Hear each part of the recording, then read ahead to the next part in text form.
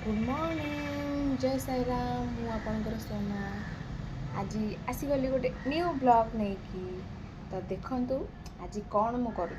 Good morning my sweet sweet गच्छ बास एमती सब गच्छ को ध्यान दिंतु मस्त लाइफ रे एंजॉयमेंट हो जाए। सकाल उठला परे मु भाविली काली थिला गुरुवार काली थिला छाड़ खाई तो काल तो मु खाइलिनी आज कौन खाइबी मामा भी घरे ना अलग आईस किसी खाइबा इच्छा भी ना कौन खाइले हम चलो अंडा आने को जीवा।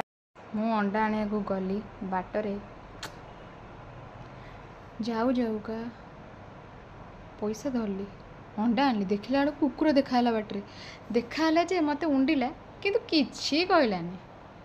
घर को आसला पर कौन करी भाविली आलू पियाज टमाटो अंडा भांगीदेली तापर भाविली अंडा भुजिया करी आलू छाणीदेली मसला कषिदेली अंडा भाजिकी रखीदेची अलरेडी तो खाली पकईकी फुटेकी तरकारी बनैबार अच्छी मते तरकारी हो गला 5 मिनिट रे सबू काम सारदेली लेट हो गला 9:40 हो गला तो एबे बहुत लेट है चलो आम क्लीनिंग जीवा।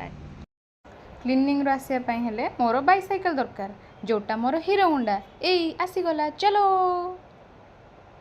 आसिकी पहुँचिकी माछ को देखिली देन माछ को 2-3टा खाइबा को देली हो गला आज मॉर्निंग।